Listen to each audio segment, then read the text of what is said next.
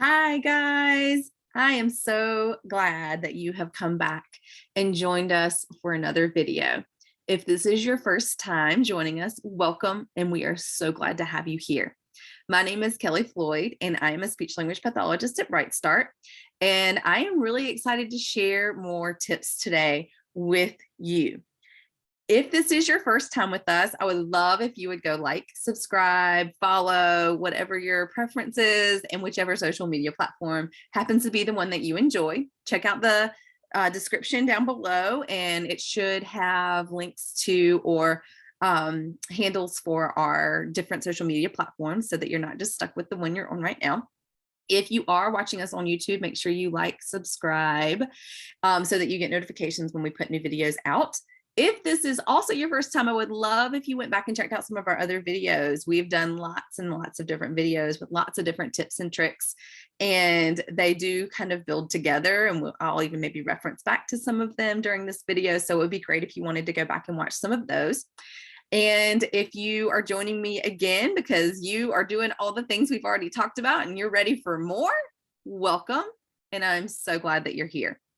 So we have been talking about tips to really increase your child's speech and language. And this applies to kids whether they have a language delay or they don't have a language delay.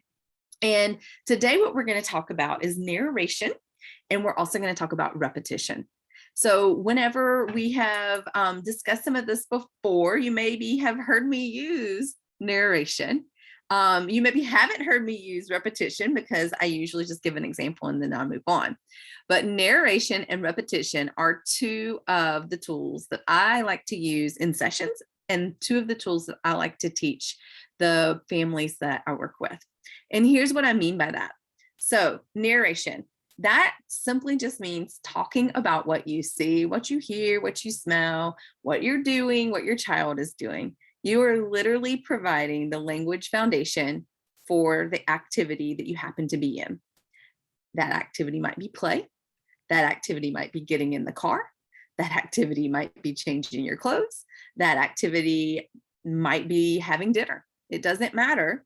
You are going to begin to provide the words that your child needs for every activity and moment in their life. Does that mean you need to talk all day? Absolutely not. I could not talk all day if I wanted to. You would be exhausted.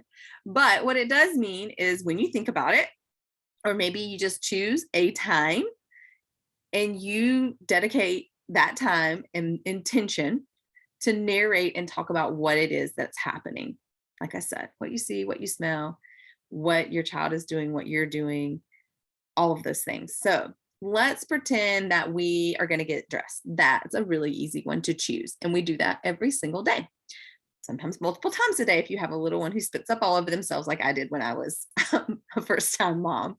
You might get them dressed all the time.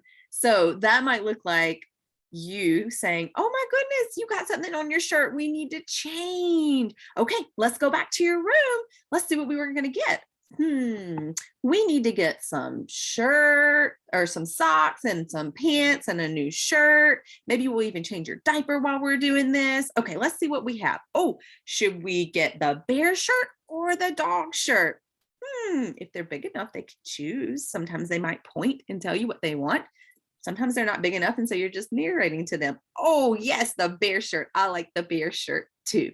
Okay, let's get the bear shirt. Okay, let's find some pants. Again, you can give them a choice if they're old enough, or even if they're not, you can always still give them a choice just to get yourself in the habit of doing that.